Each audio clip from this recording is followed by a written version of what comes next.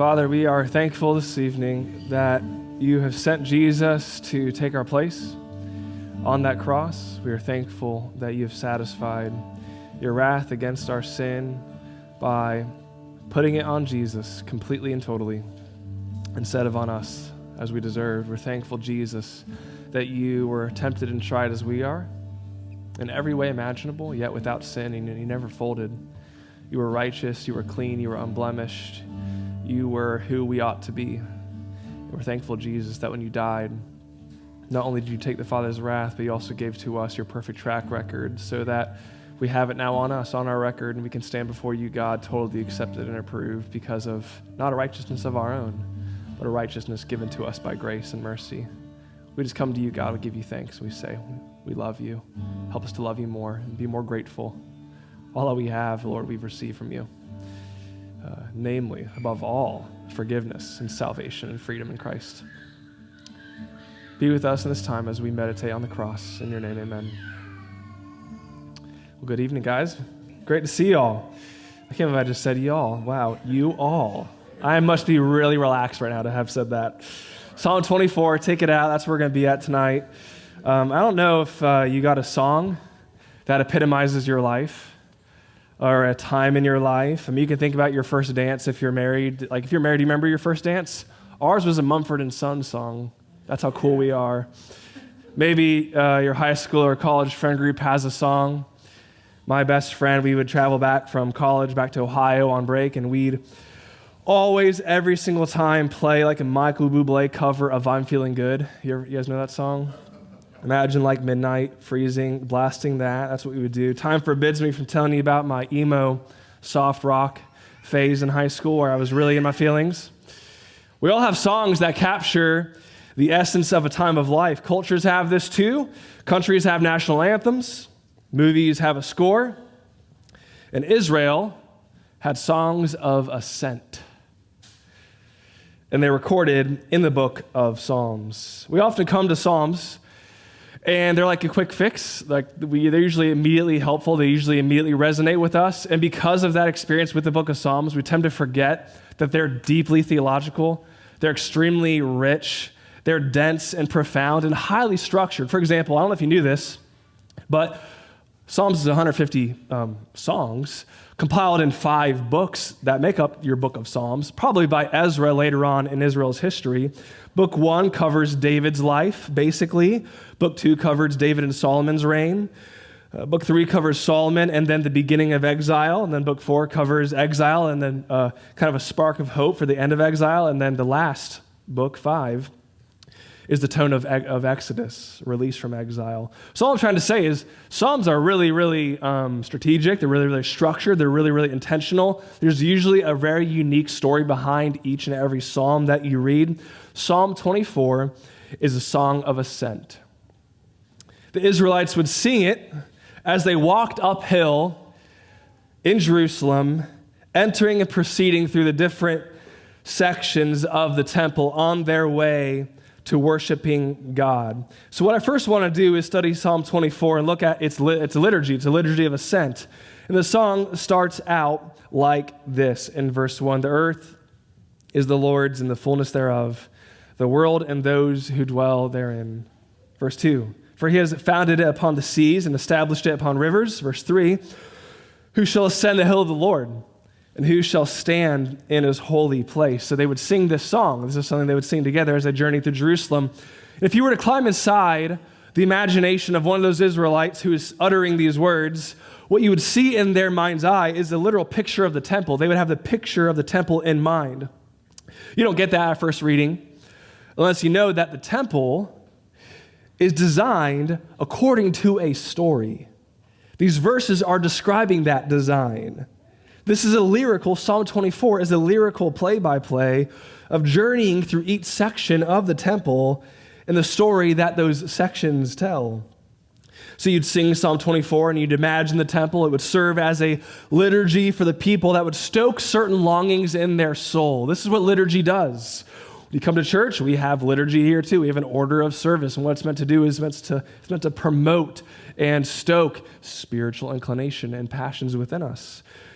We are fundamentally liturgical creatures. How we are and who we become, the desires we have and the passions we end up having are imbued in us by our liturgical routine practices. James K.A. Smith, an author I like, he says this: we are fundamentally desiring creatures. We are what we love, and our love is shaped, primed, and aimed by liturgical practices that take hold of our gut and aim our heart to certain ends. And so these journeying Israelites who are walking towards the temple are singing this song as they make their way through temple worship. This is highly liturgical and was meant to do something in them. But what ends? What was it meant to do in them, in their human heart? It's meant to stoke a longing. A longing for what? Verse 3 again. Who shall ascend the hill of the Lord? And who shall stand in his holy place, the holy of holies, in his very presence? The exhibit of the temple ends right there, in the Holy of Holies, in the holy place, at the top of the hill of the Lord. This song is teaching them to long for that. So, here's what the temple specifically is narrating for them as they would walk through it. Let me explain to you what they're thinking and what story is being told to them. When we read in verse 1 that the earth is the Lord's and the fullness thereof, I mean, that is an objective declaration, like God is king over all things. We all know that. But this is actually a description of the temple's layout and the liturgy that the Israelites would go through. So you can go ahead and put that picture up behind me, and I want you to look at this and examine this as I explain the different sections of the temple that they would walk through as they're singing this song, and what it would be teaching them, what they would be thinking, what's on their heart and what's in their mind and in their heart. So see, in the outer court of the temple, there was a large bronze wash basin and a large bronze altar, and the Bible calls that wash basin the sea. And the Bible also calls that altar the bosom of the earth. That wash basin that represented the sea, that's called the sea, it had 12 bulls, metal bulls, holding it up. And around the rim of that basin were lily blossoms that were engraved on it. There were also designs of lions and oxen on the wash basin itself. The wash basin and this outer courtyard, it's literally a miniature model of land, animals, vegetation surrounding the seas of the earth. Those 12 bulls that were underneath that wash basin, they were grouped in groups of three facing north, south, east, and west, respectively. This represents the four quadrants of the earth. So the outer court of the temple represents all creation. Then moving from the outer court that signified all the earth, all creation, next section of the temple is the holy place. That middle section, which was symbolic of the visible sky, the visible heavens. In that holy place, there was 7 lamps on the lampstand, the menorah, you see it right there, which were associated with the 7 light sources visible to the naked eye, the 5 planets, the sun, and the moon. The number 7 also symbolizes the cycle of time provided by the heavenly lights in the 7 days of creation. So that's what they're seeing in the middle section. And in that last section of the temple, the Holy of Holies, this section represented the unseen heavenly dimension where God resides, heaven itself. The Holy of Holies was where God's presence was. The Holy of Holies is also called his footstool, as if his throne in heaven is connected to this place, the Holy of Holies, here on the earth. And interestingly, there in the Holy of Holies was the Ark of the Covenant, and melded, forged on top of that Ark of the Covenant in the holy place was sculpted cherubim, and woven into the curtain that you'd pass through to get into the Holy of Holies was imagery of cherubim.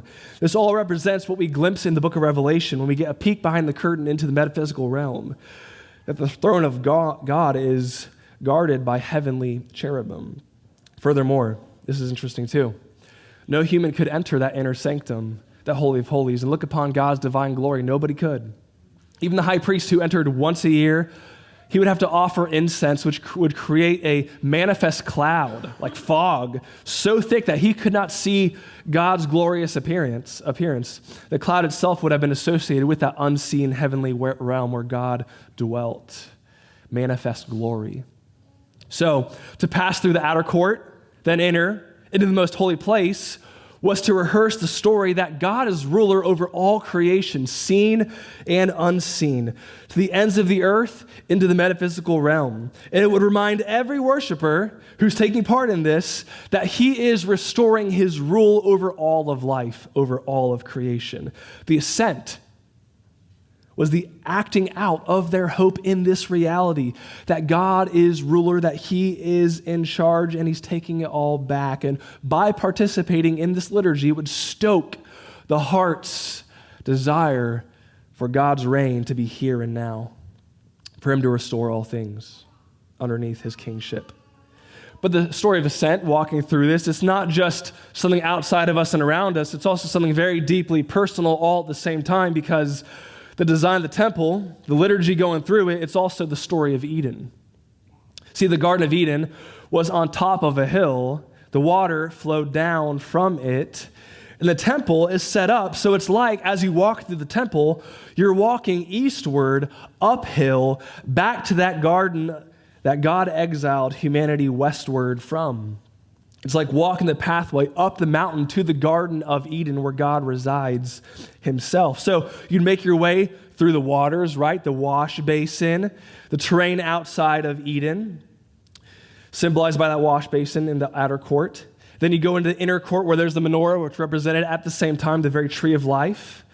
And then you'd enter into past the flaming cherub. Remember that cherubim stationed outside the Garden of Eden, flame swords that cut you off from entering into the garden again. Well, mind you, no coincidence that the veil there has cherubim grafted into it, symbolizing that we are cut off from God's presence. Further, just as the tabernacle is constructed along a threefold section, moving from distant to near, outer court, inner, into the most holy place, so Eden, as the mountain of God, had the uninhabitable land as the most distant place. Then there was Eden, and then there was the garden where God resided. And as each worshiper would enter from the west side of the temple and move eastward through it, through each section, they would pass floral emblems engraved onto the temple walls, onto the temple furniture, and it became more full, more obvious the deeper that you moved into the temple. Therefore, moving from the outer courtyard towards the Holy of Holies was a movement out of exile towards God, back to the garden, back to where it all began, back to his presence, back to the destiny that sin and exile have separated us from. This is what the liturgy they'd participate in all the time would stir up in their hearts. This hope, this vision, this story. So as they ascended, their bodies would be teaching their hearts to long for these things, to long for when all reality would be God's again, to long for the day that they would dwell with him and him dwell with them. The temple design and layout, this song, Psalm 24, that they would sing along with it, it served as a catechism for Israel. The whole point is this. They're learning that God is bringing cosmic and personal redemption. His plan is not to do away with earth in favor of heaven, but to unite heaven and earth as they were always meant to be. They're learning that his plan is not to do away with human image bearers in favor of the divine presence, leaving it undefiled, but to bring humanity into divine presence, to dwell together as in the beginning. This ascent teaches us that God is making it so that it is on earth as it is in heaven, and so that God finally dwells with man. Here's the cool thing. He will do it. These aspirations and hopes that the liturgy is meant to stoke, God will fulfill it. God will do it. Look what it says in verses 5 and 6. The one who takes this journey, he will receive the blessing from the Lord and righteousness from the God of his salvation. Verse 6, such is the generation of those who seek him, who seek the face of the God of Jacob, which promises blessing and righteousness. Now, these are really, really dense words, and they actually go back to the story of Abraham. Abraham was promised blessing when he was called, and it is from that blessing given to him that he would turn around and be a blessing to all the world, bless all the nations. Abraham, he believed God's promise that him, although he's 90 years old and as good as dead, his wife is as good as dead, that they would have a kid themselves. Abraham believed God, and it says it was counted to him as righteousness. And then a few chapters later, God says that Abraham will do righteousness, same word in the Hebrew, meaning Abraham, you have righteous standing before me, my smile, my love, my acceptance. You're going to turn around, and from the overflow of that position before me, you're going to reconcile the world to me. These are really dense words. The promise is issued that if you seek him, if you seek the face of God, if you, Israel, take the journey eastward and walk the liturgical ascension, you will enjoy blessing, you will enjoy righteousness, God's delight, right standing before him, and that will tip over into blessing and justice in the world. Blessing and righteousness. This is what, when you get near God, when you get in his presence, this is just what happens. You receive the delight of God, you receive his smile, and then it passes through you into the world. Who doesn't want this, right? This is the good life. This is what it means to be made in the image and likeness of God. We are destined for relationship with him, blessing, righteousness, and to be in the likeness of God means that we're supposed to represent him in the world. Taking that blessing and righteousness and giving it out to others. This makes a life full. This makes a life worth living. And God is saying, if you take the ascension, if you walk this out, I will give it. I will do it. And so here's the question that we got to wrestle with on this Good Friday. Why then does this seem so out of reach? Why is this not our felt experience? The problem isn't with God. The problem is with us. And this is the problem with the liturgy. This is the problem with the ascent. It says, who shall ascend the hill of the Lord? Who shall stand in the holy place? Who's going to receive that blessing? Who's going to receive that righteousness? Verse 4. He who has clean hands, that's who. He who has a pure heart, who does not lift up his soul to what is false and does not swear deceitfully. Taking these one by one, who has clean hands, or more literally, innocent of hands, has not committed transgression. This person wouldn't need to offer sacrifices to cleanse themselves. Nothing has defiled them. They would have no need for atonement because they have not sinned. This person underneath that, in a sense, is purity of heart. They're pure in heart. This means their heart is a singularity. They have the will to will one thing and only one thing, total devotion to God, no rivalry between competing thoughts, motives, emotions, inclinations. This is a heart that is totally congruent with the will of God. That's a pure heart. This person does not lift up his soul to most literally emptiness. This person will not direct their desires to futile sources of fulfillment. They will not make good things ultimate things. They will not place a burden of expectation on people and things that those things were never created to bear. One commentator says it like this. Listen, this is pretty cool. This is good. This is well said. The man worthy of ascending Yahweh's mountain and standing in his holy place does not desire what should not be desired. He does not worship what is not worthy. He does not seek satisfaction where there is none to be found, and he does not try to find joy from what can only give him pain. And then lastly, he does not take vows that he will break. He keeps his oath. He doesn't pretend to be trustworthy when he isn't. He doesn't manipulate for self-gain. Who in here is this? Anyone? Anyone confident that they can ascend to the hill of the Lord and stand there to receive blessing and righteousness? Anyone there? No, me neither. Isaiah puts it like this when he writes about the same idea. Verse 14, 33:14. The sinners in Zion are afraid. Trembling has seized the godless. Look here, who among us can dwell? Who among us can dwell with the consuming fire? Who among us can dwell with everlasting burnings? God is a consuming fire. Who here can get near him? Who here deserves to be in his company? God's a consuming fire. That's what his presence is. You know the process for refinement of elements? An element is placed in fire, and the impurities are melted away, leaving the essence, the raw material itself. At a certain temperature, even though, that element will begin to melt under the pressure. God is a consuming fire.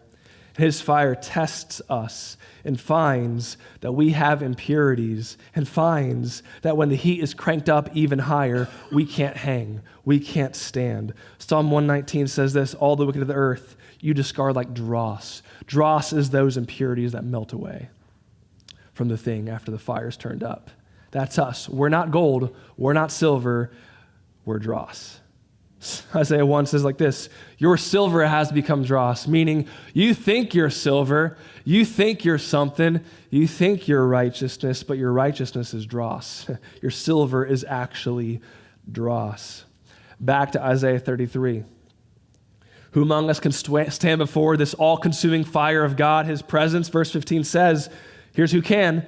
He who walks righteously and speaks uprightly, who despises the gain of oppressions, who shakes his hands lest they should hold a bribe, who stops his ears from hearing of bloodshed and shuts his eyes from looking on evil. There's only one kind of person who can stand before God, the consuming fire, and have no concern of that test. No dross will fall away and melt away.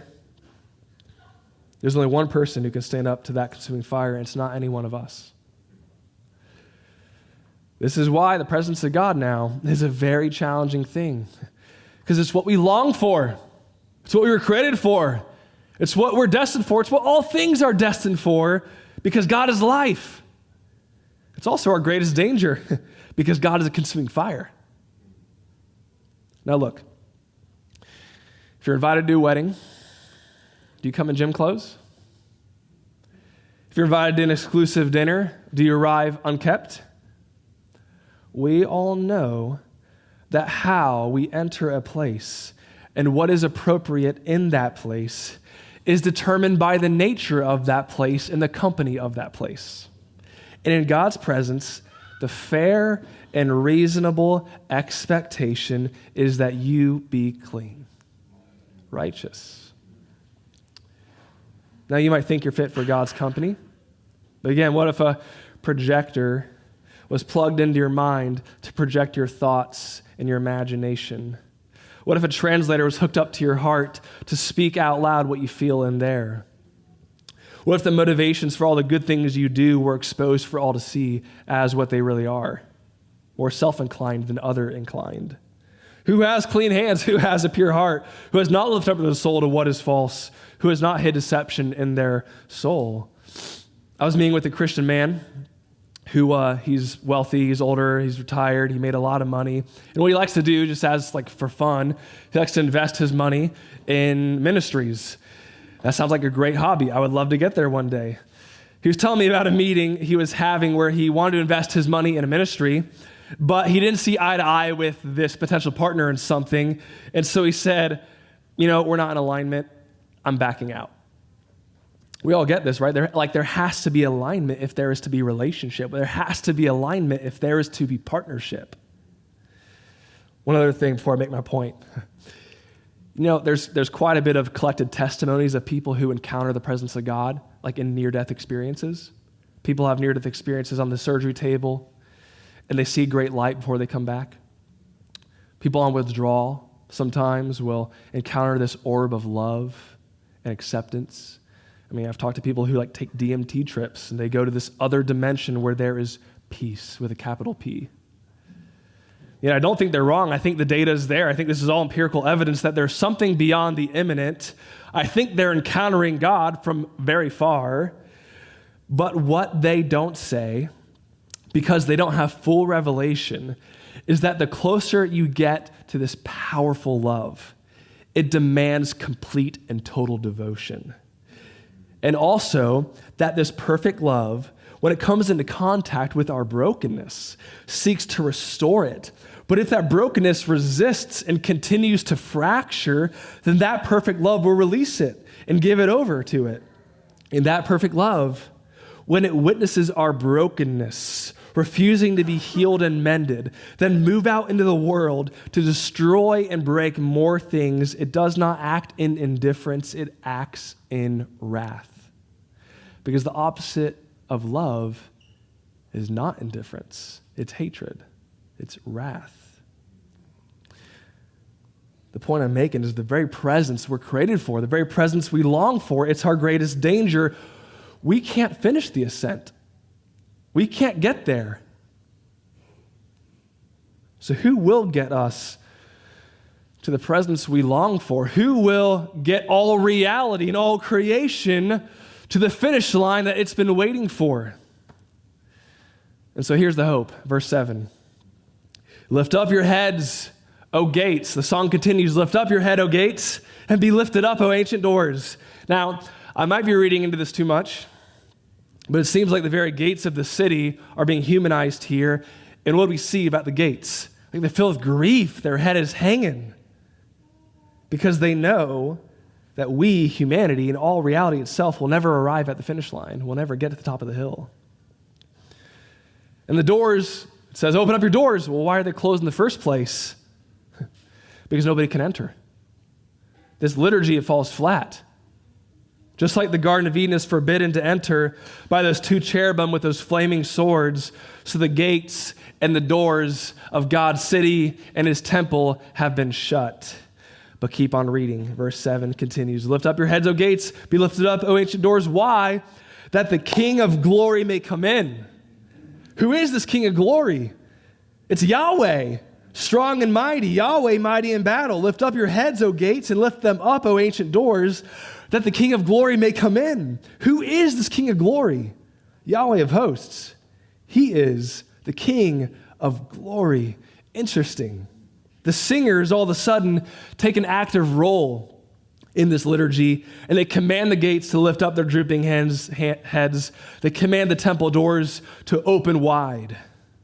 Why? Why open? Why hope? Why lift the swords? Because the King of glory is here. He is the one who's clean. He is the one who's pure. He is the one who's honest. He is the one who is righteous. Something else is shocking, though, about this king. This king is Yahweh himself. He is the Lord, capital L-O-R-D, Yahweh, the personal name of God, but he's also man. He's here walking through the city. He's commanding armies. He's battling and winning. He is God, totally and completely, so he's called Yahweh, but he's separate from God as well. And this king, he takes his steps into the city, ascending to the temple. The gates and doors are open for him. The cherubim lift their swords and let him in. He completes the journey into the presence of God, up through the city, through the outer, to the inner, to the innermost holy of holy. Yahweh himself, in the person of this man of honor, will scale the heights and stand in that sacred place, completing the liturgy of the ages. He can do it. But what about us? I'm not who he is. Are you? And this is why the Day of Atonement was created. This is why the whole sacrificial system was built out, because our sin had to be paid for in order for me, you, to ascend higher to God. But as soon as I atone, ascend to him, I go back to my life and I sin again and have to do it all over again, clean myself up, perform that ritual, be ceremonial clean, make atonement, sacrifice a bull, sacrifice a goat. The presence of God then will never be a constant in my life. Like all of us, our lives are orbiting around something that is central. It can never be the presence of God because my sin was in the way. The presence of God, it would be a few and far between encounter at best that my sin separated me from. I needed full, final, total atonement. The blood of bulls and goats can only do so much for so long and can only go so deep. What it would then take for me to ascend that hill and remain there permanently is the sacrifice of a life that is far beyond anything I can offer. Psalm 49, surely no man can ransom another. Look, this is a cool verse. Surely no man can ransom another or give to God the price of his life. Can we negotiate with God with our own life? Can we pay ransom with our own life? The ransom of their life is costly, but it can never suffice. They should live on and never see the pit. We can't negotiate our way out of exile. We're there. We can't negotiate our way back to him on our terms with even our own life. So like a ransom that can't be paid, we stay away from God, separated from him. So for us to be before God, before his smile, before his love, before his delight, in his presence all of our days, we need something greater than even our own life, the most precious thing we have. The only way for this problem to be solved and for us to reach ascension and stay there would be if that divine king, who is righteous, perfect, honorable, were to lay down his life His life, that would be more than enough. His life, that would do the job, but he'd have to lay it down willingly. I mean, we have no right to ask him of this. And so here's what's interesting. Why do you think verse 8 says this about this king? He is the Lord. He's strong and mighty. He's mighty in battle. He's victorious. That's what that means. Why do you think verse 10 says that this is the Lord of hosts, meaning he is supreme? He commands hosts of armies. He is conqueror. Why do you think these verses say that about this king? Well, David might be seeing one thing, but he writes better than he knows. He speaks better than he knows. The reason this king is victorious and supreme isn't because he vanquishes armies. It's because he has vanquished my sin debt. It's because he has silenced all accusations against me. It's because he has removed anything that disqualifies me from God's presence. And we know this king of glory, is Jesus. God of God, Son of man, clean, pure, righteous, and devoted. And now we can ascend that hill and remain in the presence of God because Jesus ascended the hill of Calvary. We can receive the blessing that's promised here in this song because Jesus was cursed. We can receive the righteousness promised in this song of ascent because Jesus was treated as though he's unrighteous. We can draw near to God because Jesus was forsaken. All of reality, all of creation can be ordered and restored underneath God's reign because Jesus on that cross was disoriented, unraveled by God's wrath. Jesus alone, he is the only one who can scale the holy mountain of God's presence, but because he has atoned for our sin, we can follow close behind. Remember Isaiah 33? God is an all-consuming fire. Who can stand the test? Who won't be melted in that presence? It provides an answer. Remember verse 15, it says, he who walks righteously and speaks uprightly, who despises the gain of oppressions, who shakes his hands lest they hold a bribe, who stops his ears from hearing of bloodshed and shuts his eyes from looking on evil. Look what it says about this righteous one. Look what it says about, it's the King of glory. Look what it says about him next. He will dwell on the heights. He will be where God is. But look what happens next. His place of defense will be a fortress of rocks. His bread will be given him. His water will be sure, meaning he sets up a kingdom there where God is on those heights. And look what it says in verse 17. Now we jump in. Now we're brought into this. Your eyes, yes, your eyes will behold this king in his beauty. Your eyes will see a land that stretches from afar. Are you thinking through this and imagining what this means for you and I? This king, he scaled the heights, and there he is, setting up his fortress, setting up his kingdom.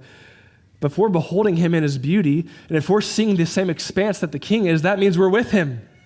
He's brought us with him to the heights in his kingdom.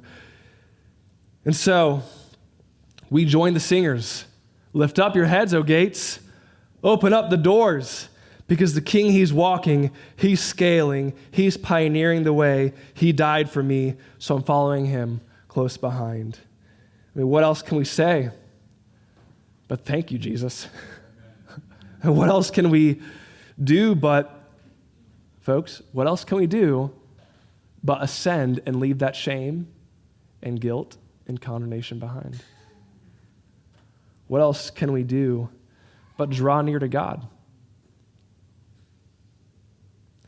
And so what we're going to do is, Ben, you can come on up here, and we're going to just remember and celebrate this amazing hope we have in Jesus. All that you were created for has been restored to you by him. All the things that this world has been created for is being restored by him. So we're going to celebrate that now. And we're going to recommit ourselves to just following him, to ascending with him, to drawing near to God. And so we're going to take the Lord's Supper together. If you're a Christian here, I invite you to come now and come down the middle aisle and take your elements and head back to your seat. And when you're settled down, we're going to reflect, and then we'll take the supper together.